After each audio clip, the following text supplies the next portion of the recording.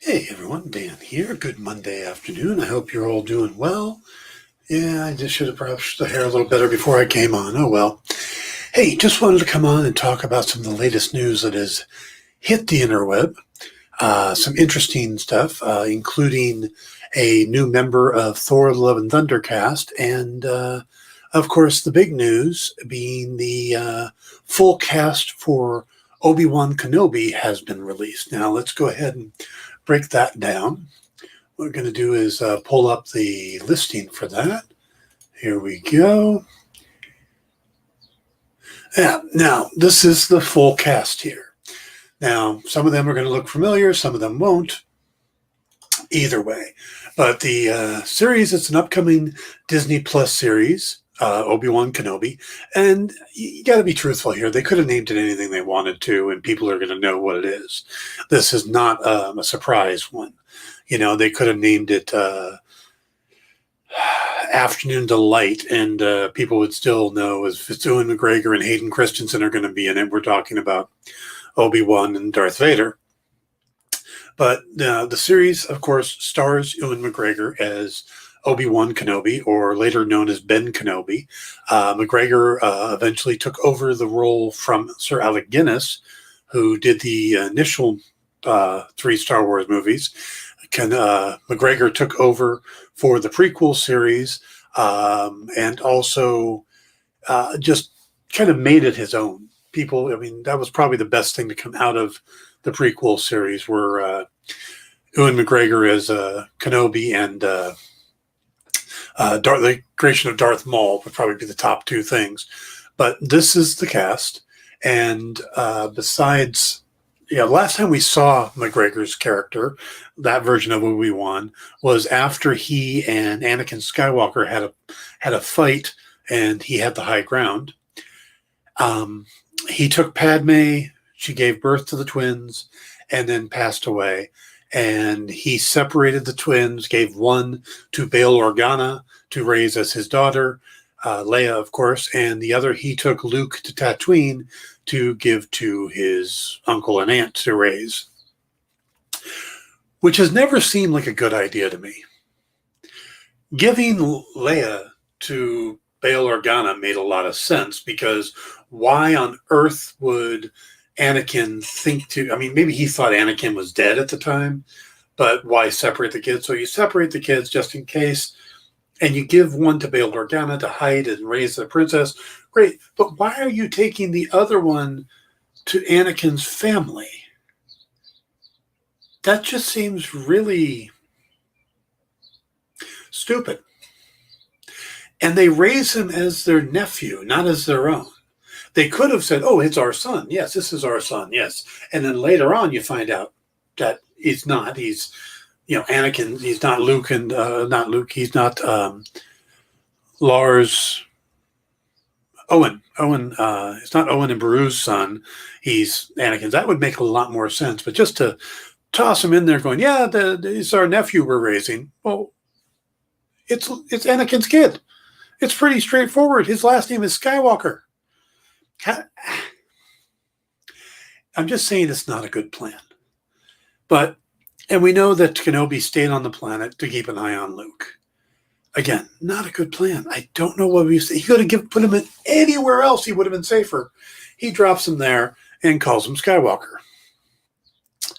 Anyway, now previously it was announced, as you can see on the list here, Hayden Christensen will be returning as Darth Vader. Now that is an awesome news, because I think Hayden Christensen was unfairly attacked by fans. I think it was more the material he had to work with. So I look forward to seeing what he's going to do in this series. Also, we had heard that Indira Varma was joining the series. And of course, she's known for Game of Thrones, and where her character was close with Pedro Pascal's character on Game of Thrones. So it's nice to see her coming over to the Star Wars universe now, having left GOT. We also see that Joel Edgerton and Bonnie Peace are returning as Owen and Beru Lars. So that's nice continuity. Edgerton has become quite a bigger name in the industry. He gets his, big roles and stuff. So for him to come back, I'm hoping it means that this isn't just a small role for him, that he's going to have more to do. I would like to see that character fleshed out a little more. I mean, we've known him since 1977. And so I'd like to see him more than just a burning corpse. Other interesting ones that get brought in, you've got Rupert Friend, who was, of course, the main lead in Hitman 47. You have Moses Ingram, who was in the big hit last year, The Queen's Gambit. O'Shea Jackson Jr., who played Ice Cube in Straight Outta Compton. So that's kind of an interesting casting. I love that movie, so it's interesting to see him coming over here. Sung Kang from Fast and the Furious. You have Simone Kessel from The Reckoning, and Benny Safdie from Good Times. What's funny is I know Safdie as more of a director than an actor. I know he acts, so it's interesting to see him pop up here. But the one that really got my attention, of course, is Kumail Nanjiani joining the cast. Now, we all know him from Silicon Valley and stuff like that. But, he's in the upcoming Eternals, too. That means he's pulling the whole Disney double header with Star Wars and MCU. So I'm hoping that if he, we know he got jacked for playing in the Eternals. I'm hoping they take advantage of this here, and he's not a throwaway character. I hope he's a bigger character, and he's a character that could continue on in Star Wars canon. That way, he's got his role in both things. I think that would be kind of cool. He's a great comedian, a good actor, a great actor. I don't, so I'm really looking forward to seeing what he does in the series. But that's the cast. And of course, Deborah Chow is the director and is kind of running the show in the same way that Filoni and Favreau are running The Mandalorian. Deborah Chow came over from The Mandalorian, of course, but she's also worked on Mr. Robot, American Gods, Better Call Saul. So she's got some deep background here. Yeah, Hayden Christensen will be playing Darth Vader, Mike. Mike Wellman asked me about that. Mike, of course, is the owner of Atomic Basement Comics over in Long Beach. So if you're looking for some books, go check out Atomic Basement Comics. But yeah, Hayden Christensen was previously announced as returning as Darth Vader. And this all takes place 10 years after the fight between the two of them. So he's full-on Vader at this point. Now, we may get some flashbacks, or, there's a reason for casting him and not just putting a guy in a suit. And so we're going to get something with him as Anakin, I think. Even though he's back as Vader, there's probably going to be some flashbacks or something, because there's a reason for his face. It's more than just he's going to be Vader, because they normally dub his voiceover with James Earl Jones for the voice, and if he's in the costume and the helmet on the whole time, you don't need Christensen. So actually bringing Christensen back means that it's more likely you're going to get some kind of flashback scene, or maybe a Force encounter where their essences are fight. There's a reason that they're bringing Christensen back. So yes, he's playing Darth Vader, but again, I think we're going to see his actual face on screen, which will be interesting. So that was the big Star Wars news. On the other side of the dial, I found this interesting. Russell Crowe has been cast as an unannounced character in Thor: Love and Thunder. Now, it'll be interesting to see exactly who he's playing. Taika Waititi is putting together a huge cast here with some big surprise names. And they've already had Christian Bale as Gord the God Butcher, but that's the main villain. That's a huge part there. But we're also getting, reports are that Sam Neill, Matt Damon, and Luke Hemsworth are reprising their roles as the actors who play Thor, Loki, and Odin in the play version of Thor: The Dark World in Thor Ragnarok. So it looks like they're going to do the play version of Ragnarok in Love and Thunder. And the word is that cast to play Hela in the play is Melissa McCarthy. So I'm just loving that whole idea that they're continuing the whole play version of the previous thing. I love that trope. And what is more mythological or much more Norse mythology than the gods watching plays about themselves? That just seems so spot on for Norse mythology or Greek, any kind of mythology. But that just seems so spot on. I love that Taika Waititi's doing that. But Russell Crowe, I'm not sure who he's going to play. Now, they've done this before where you get a big name actor to play a cameo that's important, but it's not that big. You get Sylvester Stallone and Ving Rhames and Michelle Yeoh playing the Ravagers, in the original Ravagers in Guardians of the Galaxy 2, who, of course, are major members of the Guardians of the Galaxy in the comics. That's one way they could go. He's just going to be a character that we haven't seen before. Maybe he's Balder, or, an Asgardian we haven't met. He could be there's a ton of things he could be. But Crow seems like a big name that you bring in for something that he could be used for something huge. And the idea that he's coming in just for a cameo, and the way the MCU doesn't normally reuse actors, if they are doing just a little thing like Sam Neill and stuff like that, they're small enough roles that they could reuse them later on and nobody say a word. But I'd like to believe that Crow's going to play somebody big. And I'm going to tell you the honest truth. When I first heard this, what popped in my head is the word is that Jeff Goldblum is coming back as the Grandmaster. And there's, of course, the Elders of the Universe, which is a group of characters in the MCU. And they consist of the Grandmaster, Jeff Goldblum, the Collector, Benicio del Toro from the Guardians movies, and also Ego the Living Planet, Kurt Russell's character from Guardians, are all part of the Elders of the Universe. Well, there's other members of the Elders that it would be interesting if we met. I have no idea if they're doing this, but I would love if they were doing that and Crow got to play one of the other Elders. So we have a big scene with Del Toro and Goldblum, and then there's Russell Crowe.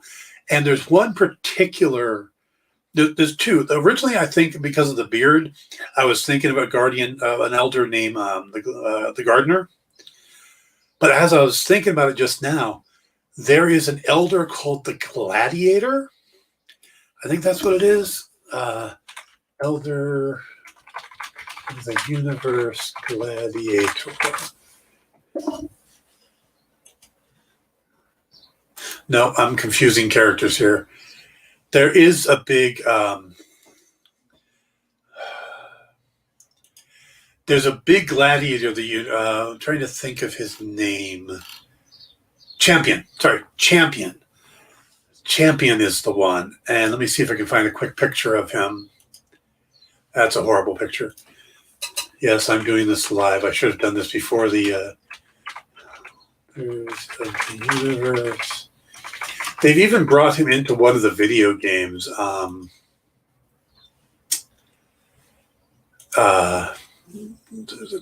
Contest of the Champions, one of the mobile games. Let's see. Let's bring that up here.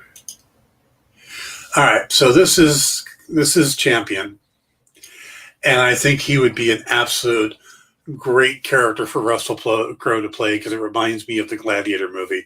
So I think that would be funny to have Crowe play him and have a scene with the Elders of the Universe again. No clue if that's what they're doing. Total speculation. But yeah, I'm just throwing it out there for the fun of it. All right. So that's what it is. You've got Russell Crowe joining Thor, and you've got the cast of Obi-Wan Kenobi being announced. Those are the two big news things from the day. And now on a personal thing, a couple years ago, I did a series for Top Cow called The Freeze. And it was meant to be a much bigger series than it was, but the first 4 issues came out and it got collected as a trade. And we haven't really moved forward on it since. Sales weren't quite where they needed to be. We were waiting to see how the trade sold. But it's a story I definitely want to continue. It's also a story that got some Hollywood buzz, got some people interested and supposedly still interested. But it's kind of sitting out there in the background. I don't think about it much. But yesterday, I saw this. There's a group that the Comic Source podcast. They do Top Cow Thursday. So I guess this actually came up Thursday, but I only saw it the other day. And Jace Millum did an hour-long podcast on The Freeze, which just blew me away. I was just so honored to have somebody, here we are 2 years after the book came out, somebody taking the time to not only break it down, the whole 4-issue series, but also talk about the potential the series had and how he would like to see it come back and a movement. So the fact that he took an hour of his life to record it, and then the time to do the prep for the show, just blew me away. And it's a good listen. He really gets the series. He picks up a lot of the things I was trying to do in the series. And it's a series I would love to continue. I absolutely would, in a heartbeat. If Matt Hawkins called me up and said, "Hey, okay, let's do another mini and do the next arc in the story," I'd be like, "Shit, yeah, let's do it. I'm ready. I'll start writing tonight and I'll have it done in the next couple of days. Call Phil Sevey, tell him to get his pencils ready." So if you're curious, if you read the series, or if you haven't read the series yet and want to, that's the link to the podcast that he did. And The Freeze itself came out a couple of years back. It's available on Amazon in trade. You can probably still get the individual issues. It is a very unique series in that it's the story of what happens if one day all the people on the earth just stopped, except for one guy, and he has the ability to unfreeze people. It just goes from there. So it's kind of a post-apocalyptic series without the apocalypse. Just a moment, a blip, a flash of light, and then every human on the planet is frozen except for Ray. And Ray has to figure out what's going on and start rebuilding society one touch at a time. Who does he unfreeze? How does he do it? I mean, you can't get around and touch 8 billion people. So it's a huge question. Also, you got to who you bringing back, who are you not, how do you decide? So The Freeze was a huge thing for me.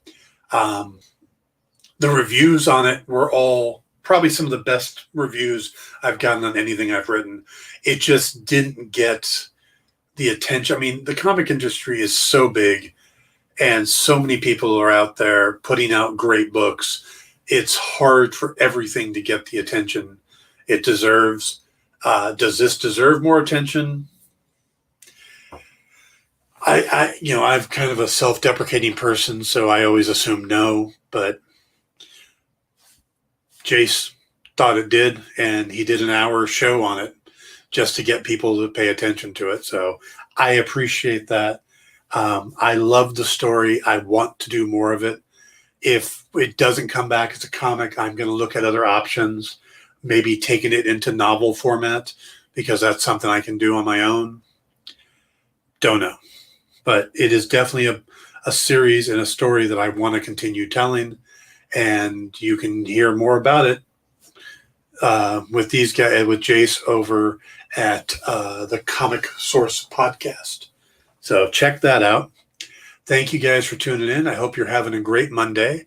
Looking forward to Obi-Wan Kenobi. That's supposed to start shooting in April, so we're just a couple days away from production picking up on Obi-Wan Kenobi. I'm not sure when the release date's going to be, but if they continue this where they put out a Marvel, then, kind of mix it around where everything is just Friday night, late Thursday night, Friday morning releases, and it's only going to be one a week, then it could be a little while because we've got Falcon and Winter Soldier finishing, and then we've got The Bad Batch, then we have Loki, then we have What If, and all these other Marvel series coming up, and then this, Star Wars series. We have the Book of Boba Fett and Rangers of the New Republic and Ahsoka Tano. So there's all this great stuff coming up to Disney Plus. They're just killing it, but it's going to get to a point where it seems like they're going to have either 2 release nights or put 2 things out on the Thursday night, Friday morning thing. In which case, then you got to go, well, which one gets the attention first, the Star Wars release or the Marvel release? So I'd like to see them do it where maybe there's a Tuesday night and a Thursday night or something like that. But we'll see how it works out. Which one we get which would become the big deal too. And I think, I think we're getting into this plethora of riches with TV shows. And I'm just, after watching the first 2 episodes of Falcon and Winter Soldiers, I am just amazed at what great quality these shows are all coming out at. So between WandaVision, The Mandalorian, and now Falcon and Winter Soldier, they've set a very high bar that these other shows are going to have to keep going. So we will see how that works out. We got 4 more episodes of Falcon and Winter Soldier, then we get 4 episodes of The Bad Batch, and then into Loki. So that looks like it's going to be a lot of fun too. 6 weeks of Tom Hiddleston. I think it's 6. They're also varied. It's like, I think Kenobie is going to be 6 episodes too, but WandaVision was 9. Bad Batch is 4. I guess as we go along and this becomes more standardized, we'll get a better idea going into it. But okay, I'm going to wrap it up there. Monday morning or Monday afternoon. Oh yeah, it's almost 2:00. Where'd my day go? Okay. Everyone have a great day. We'll talk soon. And if not beforehand, then I will be back Thursday night, 7 p.m. Pacific time for the Falcon and Winter Falcon and Winter Soldier pre-show for the 3rd episode. Good night, have a good day, everybody. Talk soon.